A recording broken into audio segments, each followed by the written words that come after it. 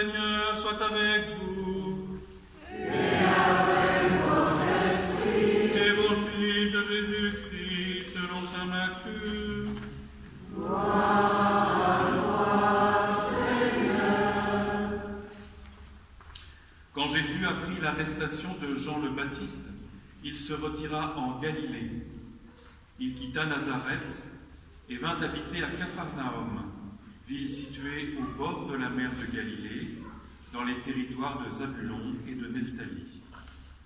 C'était pour que soit accomplie la parole prononcée par le prophète Isaïe. Pays de Zabulon et pays de Nephtali, route de la mer et pays au-delà du Jourdain, Galilée des nations. Le peuple qui habitait dans les ténèbres a vu une grande lumière. Sur ceux qui habitaient dans le pays et l'ombre de la mort, une lumière s'est levée. À partir de ce moment, Jésus commença à proclamer « Convertissez-vous, car le royaume des cieux est tout proche ». Comme il marchait le long de la mer de Galilée, il vit deux frères, Simon, appelé Pierre, et son frère André, qui jetaient leurs filets dans la mer, car c'étaient des pêcheurs. Jésus leur dit « Venez à ma suite, et je vous ferai pêcheurs d'hommes. » Aussitôt, laissant leurs filets, ils le suivirent. De là, il avança et il vit deux autres frères, Jacques, fils de Zébédée, et son frère Jean, qui étaient dans la barque avec leur père, en train de réparer leurs filets. Il les appela aussitôt, et laissant la barque de leur père, ils le suivirent. Jésus parcourait toute la Galilée, il enseignait dans leur synagogue, proclamait l'évangile du royaume et guérissait toute maladie et toute infirmité dans le peuple. Acclamons la parole de Dieu. Louange à toi, Seigneur Jésus.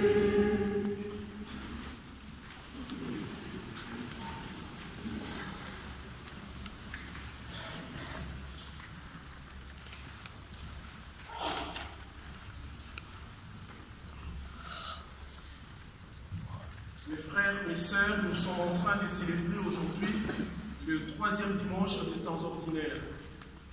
Peuple qui a été toujours dans les ténèbres, ce peuple qui voit le soleil enfin s'élever. Et ce soleil, c'est Jésus lui-même. Jésus, après son baptême, Jésus, après tout ce qui s'est passé, nous avons entendu les dimanches derniers et d'autres dimanches encore depuis le baptême.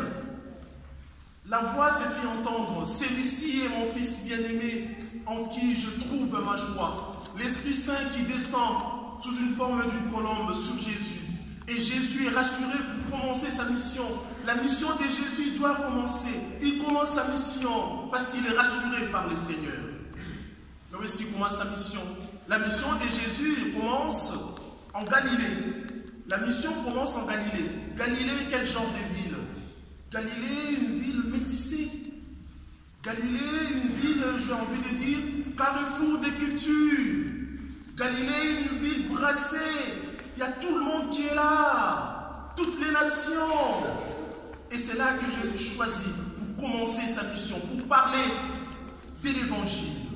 Et cela veut dire ceci. Il n'y a pas un peuple privilégié, il n'y a pas une catégorie de personnes qui sont privilégiées devant le Seigneur, pas du tout. Nous tous, nous sommes frères et sœurs dans le Christ. Et nous sommes égaux. Galates chapitre 3, verset 28. Nous sommes tous égaux devant le Seigneur. Et le Seigneur nous approche parce que nous sommes ses enfants, parce qu'il nous aime plus que nous-mêmes. Et voilà alors le message de Jésus qui vient vers nous, qui nous approche. Jésus ne commence pas sa mission par des miracles. Ah non, pas du tout. Jésus ne commence pas sa mission par des signes ostentatoires, pas du tout.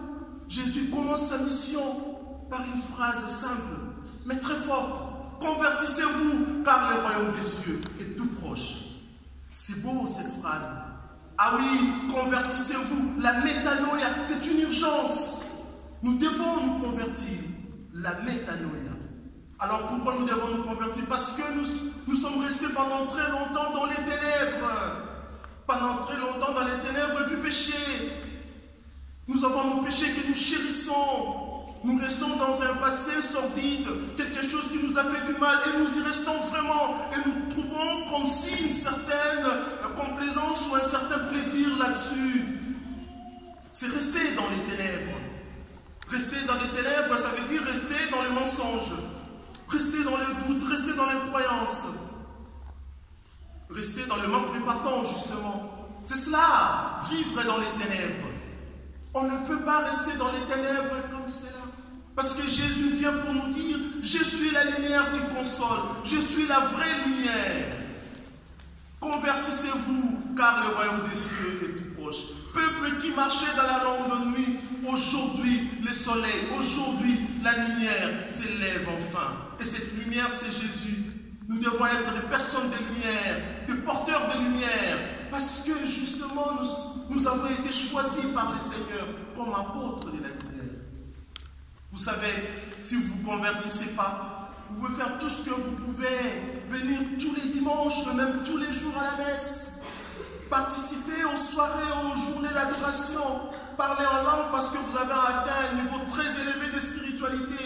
Mais si vous ne vous convertissez pas, tout cela ne sert à rien du tout.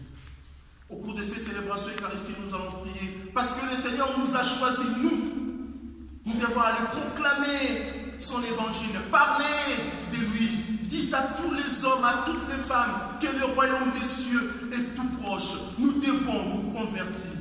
Alors nous changerons ce monde qui est déformé par la méchanceté, ce monde qui est déformé par beaucoup de problèmes. Nous allons apporter notre lumière, nous allons apporter Jésus pour transformer ce monde. Parce que nous avons toujours voulu ce monde comme un paradis, nous les chrétiens, nous les disciples de Jésus. Ce monde où nous allons vivre vraiment le paradis. Quelque part sera bien avec un chiron. Le loup va habiter avec l'agneau et l'enfant va accompagner tous ces animaux. Ça sera le paradis. Isaïe nous le dit si bien. Que le Seigneur Tout-Puissant nous bénisse. Que le Seigneur Tout-Puissant nous donne la force pour que nous puissions être de véritables apôtres de la lumière. Amen. Amen.